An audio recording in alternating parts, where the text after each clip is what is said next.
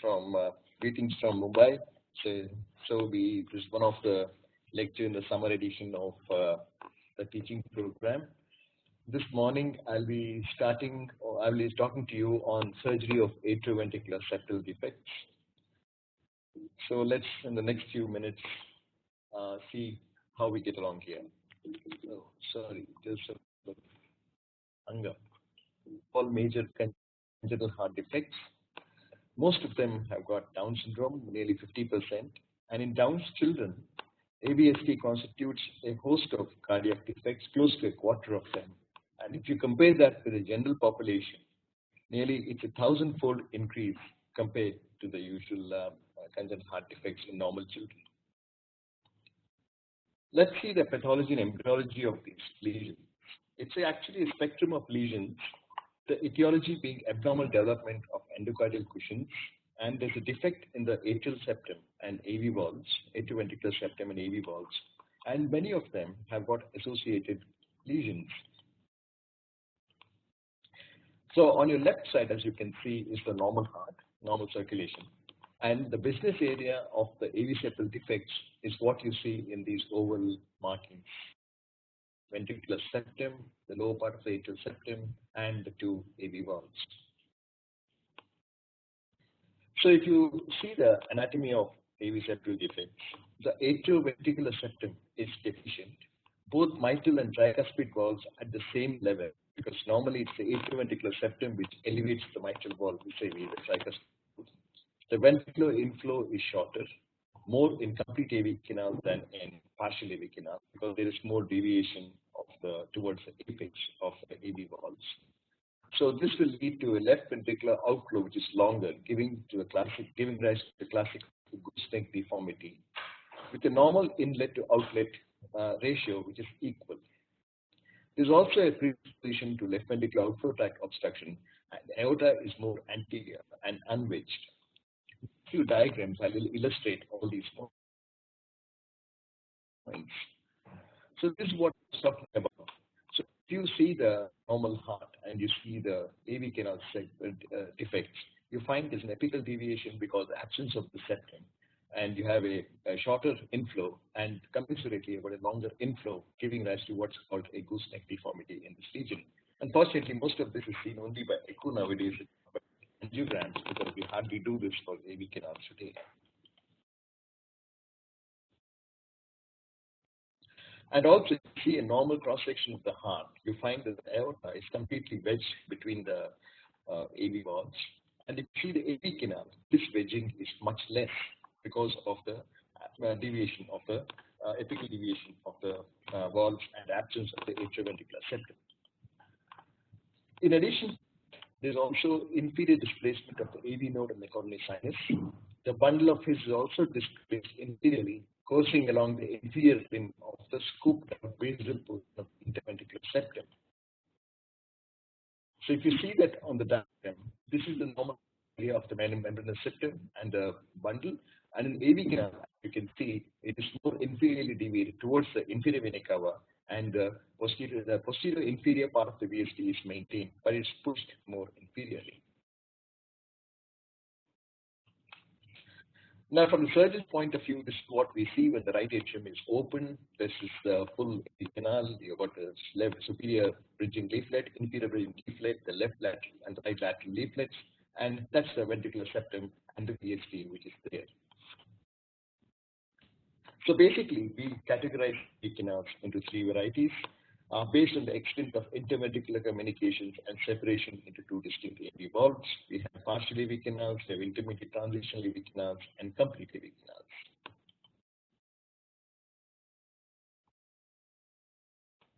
So if you see partial AV canals, we have a large ostium primum ASD. There's a cleft between the left superior and bridging leaflets. There is no VSD here, and two distinct AV valves, as you can see here, and you can see that there is a cracks between the two AV valves separating them, and this forms about 5 to 10% of all primum ASDs.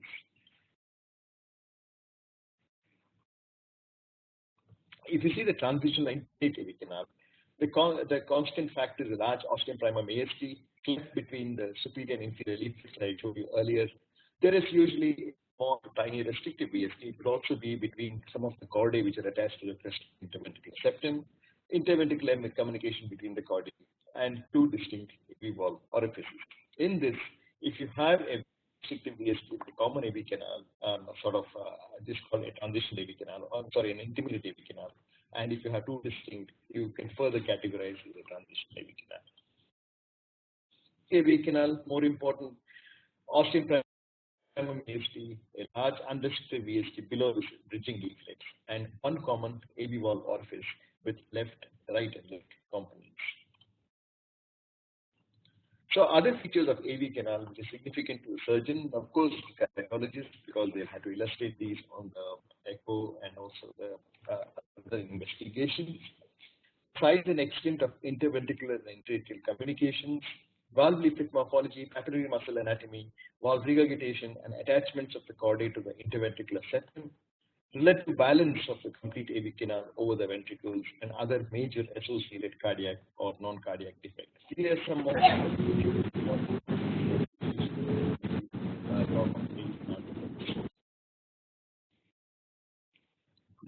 the most important thing in the AV canal defects is what is the left AV valve. Remember that in the AV canal defects, the left AV valve is inherently stenotic and it is abnormal. So it is wrong to think that it's going to function like a normal mitral valve. And the anterior mitral leaflet occupies more of the circumference, as you can see here, of the annulus than a normal mitral valve. The normal mitral valve, the AML is the dominant, the PML occupies more of the circumference than the AML, and it's exactly the reverse in the AV canal defects, the left AV valve of the AVSD. The cleft is not a commissure, as support is lacking in the opposing leaflets, and annular dilatation predisposes to commissural regurgitation. So all these points have to be kept in mind when we are evaluating the AV valve because of its abnormality as compared to the normal mitral valve. Another important thing which has been done for AVSDs is the Rastelli classification. It was described by Gian Rastelli in '66 in the Mayo Clinic. And it's basically based on the extent of left superior leaflet bridging over the interventricular septum and its subvalvular caudal attachments. It does not take into account the inferior bridging leaflets, which displays greater anatomic variation.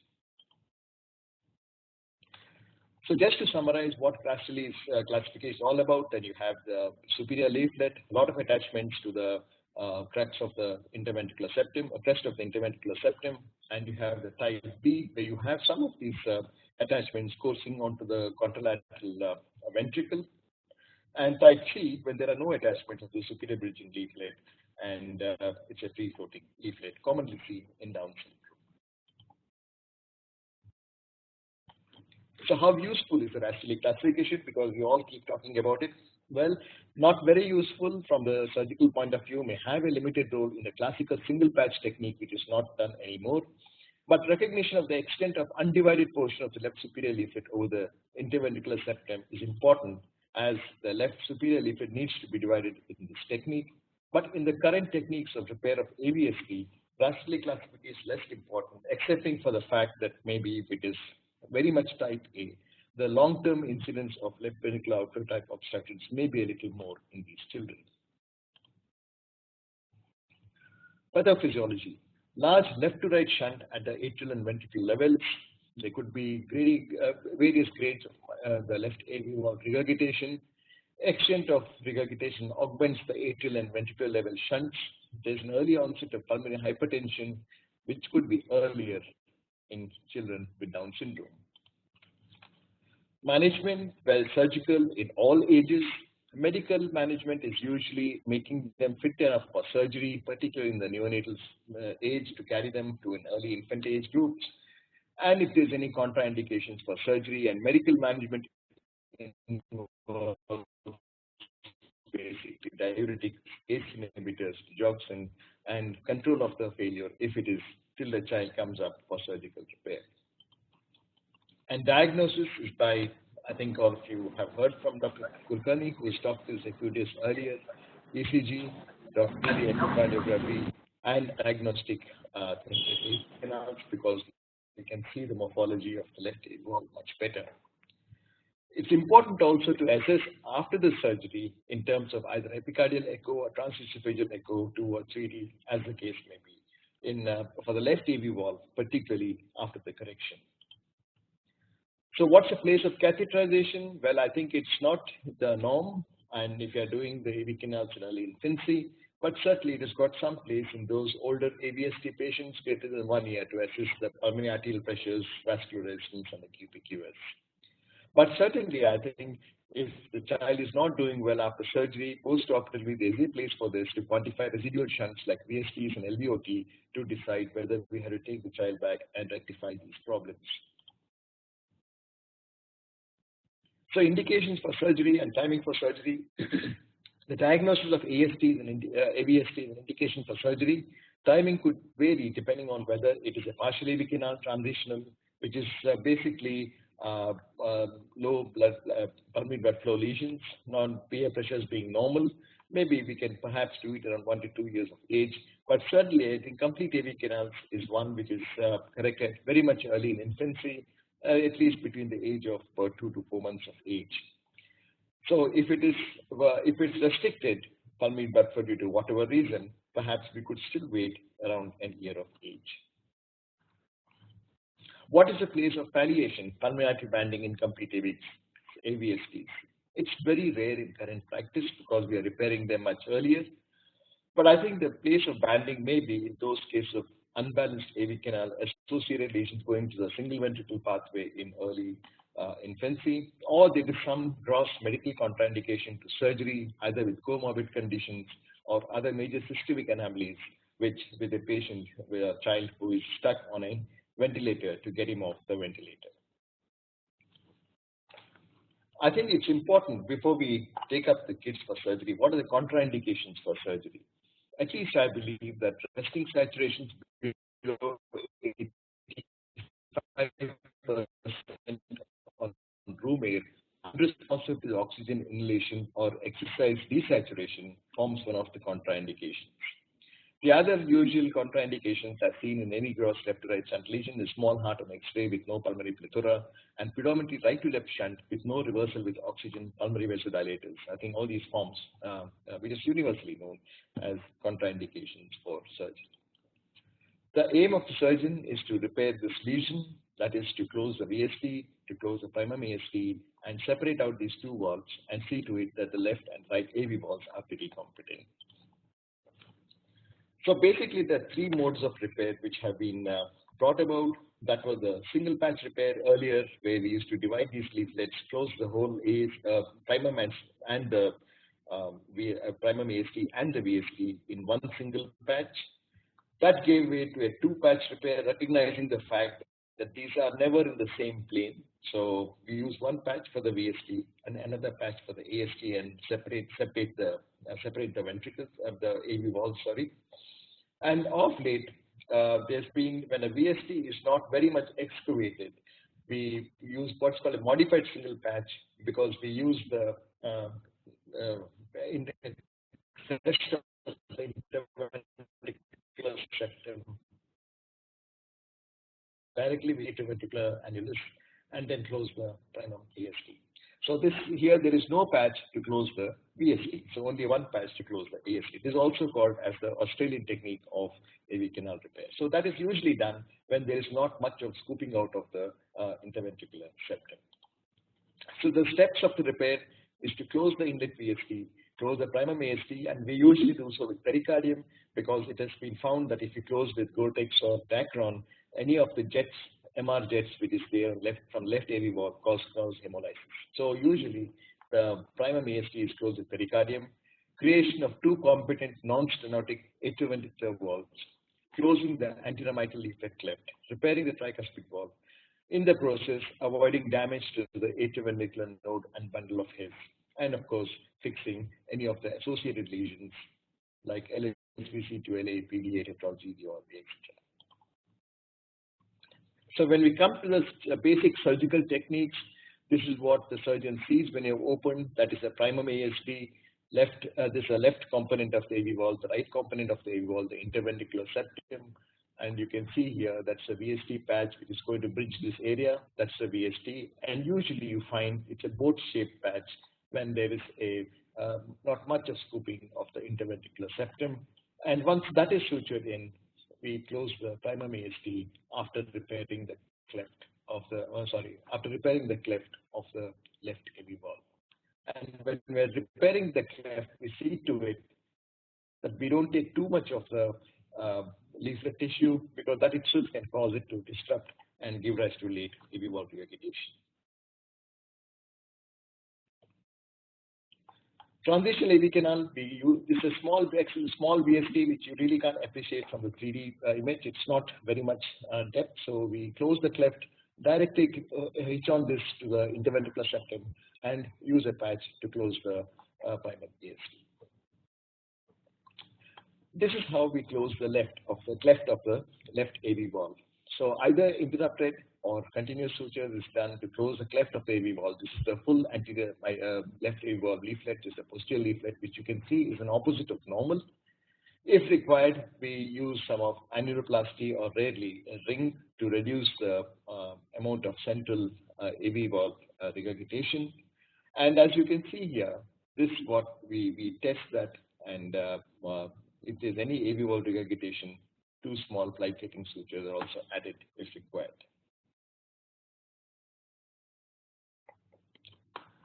Now coming to the closing of the ASD, there are 2 varieties. In one of the varieties, to avoid a heart block, we close the ASD in such a way that the coronary sinus get committed to the left side. Another technique is to see and stick to the annulus of the mitral or the left AV valve and circumvent the bundle area. So either way, as long as there is no heart block, is what it is. But if you direct the coronary sinus to the left side, there could be a small amount of desaturation, somewhere to the tune of 1 to 2%. An important technical point in AV canal defect surgery is how do we size the VSD patch. If it's a correct size, you find there is good apposition of the bridging leaflets, and there is no tilting or elevation of the annulus. But if it is too wide, you see, then the leaflets don't come about, and then you can have regurgitation of the left AV valve. And if the patch is too long, it sort of distorts the anatomy, and again, that can give rise to both right and left AV valve regurgitation. So sizing the VSD patch is one of the most important things in AV canal repairs. Just a few post-operative photographs. This is how, when we fill up the heart, when it's arrested with cardioplegia, this is how the cleft looks. This is the left inferior bridging leaflet. That's the left superior bridging leaflet. That's the site of apposition. And this is where, when we are, it's all in the process of the cleft which is closed, and this is the base of the closed of the primum ASD. And this is how this is the primum ASD. The left AV valve cleft has been closed, and the pericardium is used to close the primum ASD. A rare picture of what a double orifice left AV valve looks like. This you can see here, and both in this particular case, both had good subvalvular apparatus, non-regurgitated lesions, so we just left it all alone. But then this is one of the problems is they do develop left AV valve stenosis later on in life. Common associated anomalies seen with complete AV sacral defects are LSVCs, sunroof coronary sinus syndromes, PDA, Rayleigh coarctation, other secondary ASDs, muscular VSDs, tetralogy of Fallot, and any of the complex cyanotic lesions can be associated with this. A few things about Down syndrome and AVSD. 20 to 25% are AVSDs out of all cardiac defects seen in Down syndromes, and a quarter of the children have some cardiac defect.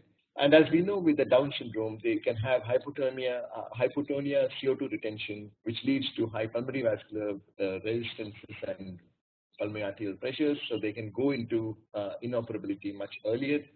Smaller airways contribute to this reduced number of pulmonary arterioles in the vasculature. And this translates into longer ICU stay and PH crisis in older children. And they do have type C Rastelli, more common, and surprisingly, the surgical outcomes are much better in the Downs than in the non-Down syndrome, because the anatomy is more amenable to good repair. Well, unbalanced AV canals form a minority of the patients, and out of these, the right ventricular dominant unbalanced AV canals are more common, and left heart hypoplasia also is common. One of the important decisions the cardiologist and the surgeon have to make is the decision between biventricular and univentricular repair, and all these points need to be considered in this decision. And of course, more importantly, once we commit them to a biventricular repair, particularly if the left ventricle is borderline, is what's the growth potential and how this child behaves in the long term needs to be monitored. Important things of morbidity in surgery of AV septal defects is residual lesions, mitral regurgitation, tricuspid regurgitation, residual VSD, and of course the residual LVOTO or new development of LVOTO as the duration of follow-up increases.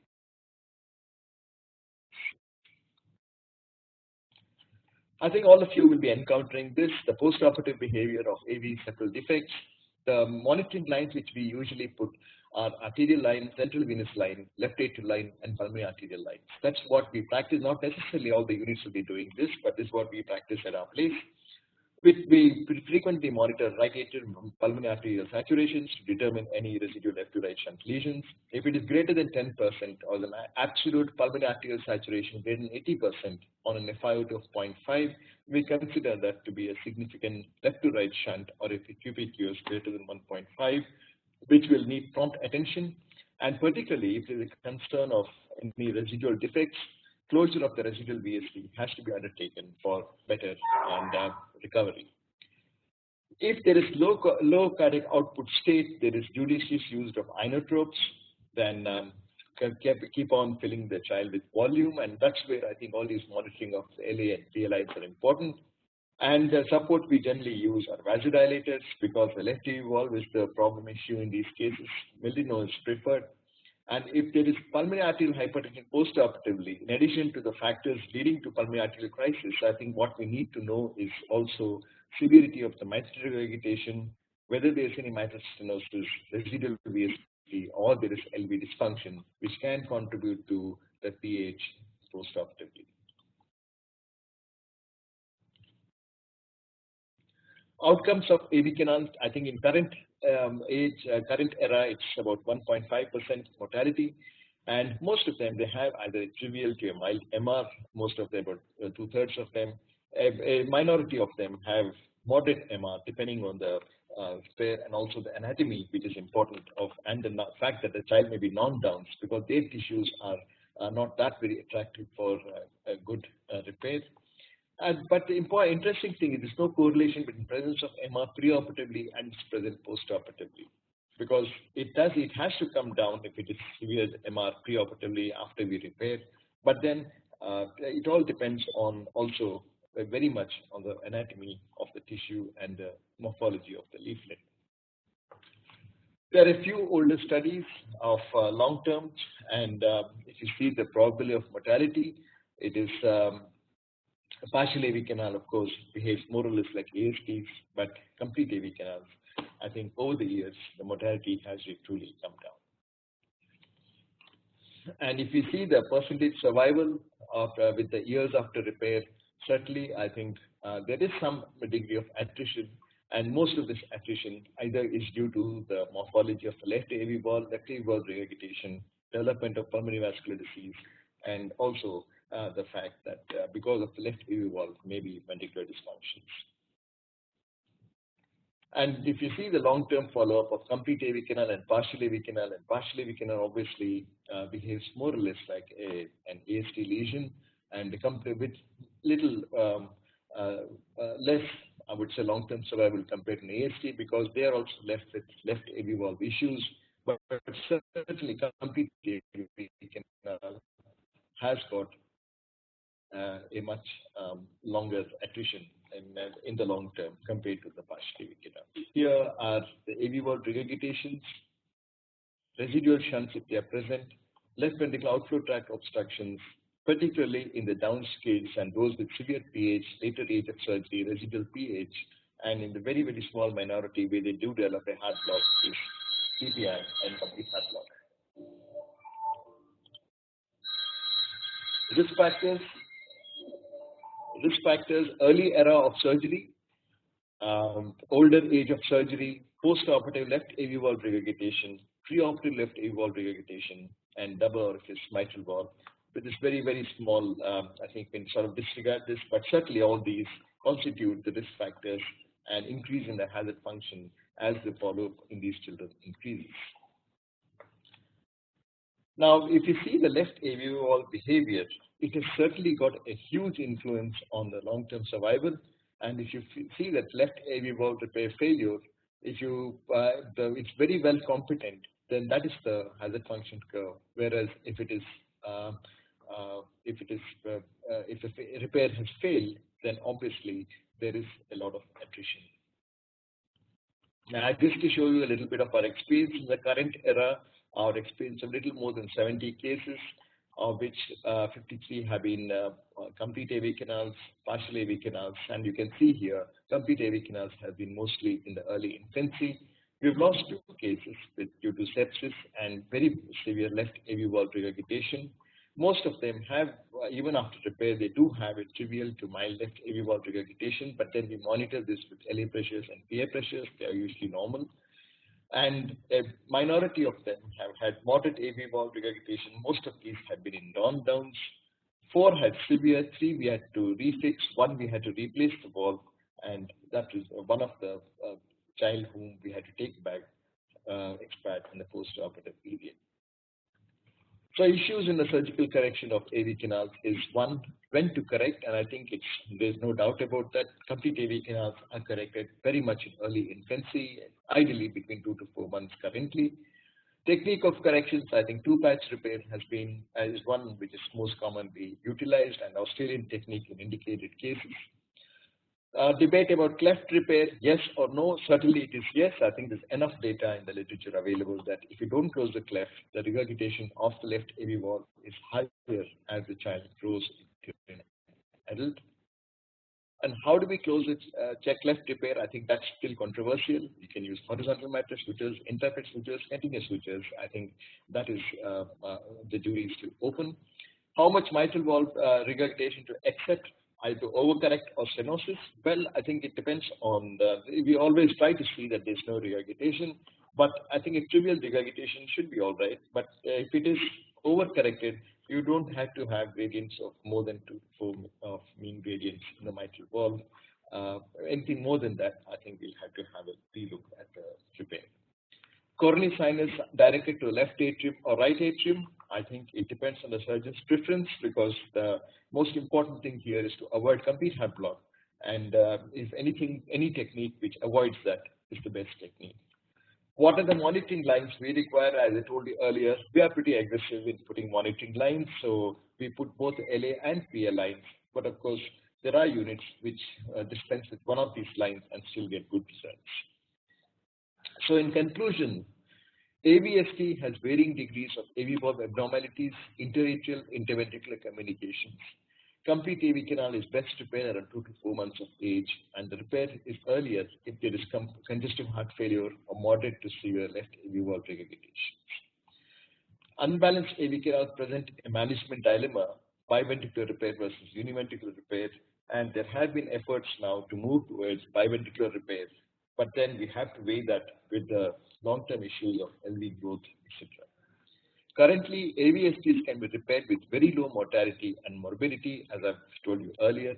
And finally, the left AV valve is the one, and the left ventricular outflow tract obstruction, they are the 2 important lesions which determine the long-term outcomes. Thank you very much. Yes, I think if we find that there's a left AV valve regurgitation is severe, and you find that the child is not gaining weight, we try to wait as much as possible for AV valve replacement, because it's got other issues, and then very small kids, we have only got a prosthetic valve which is available. So I think if we have a moderate to severe AV valve regurgitation, we try to give them as much time as possible with medical line of treatment, see how they thrive well, how they gain weight and all that. And at some point of time, if you find that the child is still incapacitated, that's when I think we have to seriously consider thinking of AV valve replacement. Having said that, it's been my experience that for the amount of regurgitations we have, the indications for AV valve replacement, it's very, very small. So this has to be sort of a last resort thing after all the other medical measures have failed. And sometimes we may even have to go and re-repair the valves, particularly the clefts and all that which they have given way, and give a chance of conservative uh, repair treatment than rushing into an AV valve replacement.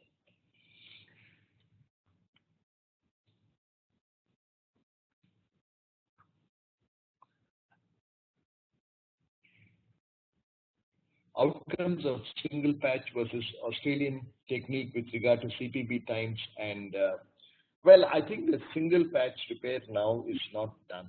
I mean, in the sense that it's either two patches or an Australian technique with regard to cardiopulmonary bypass times and AV valve regurgitation.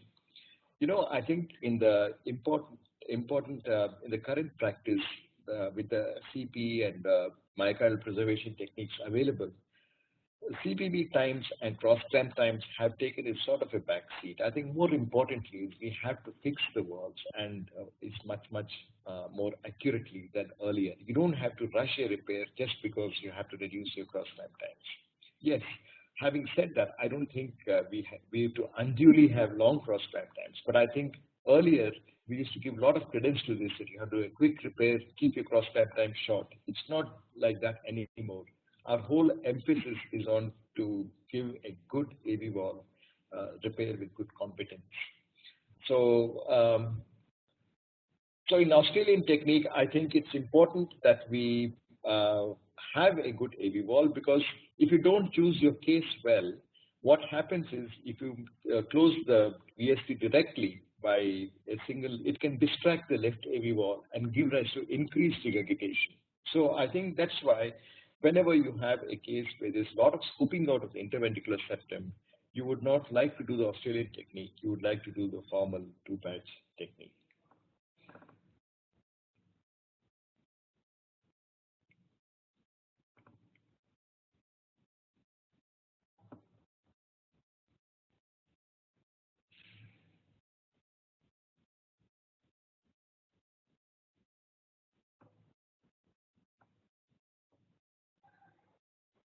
Thank you.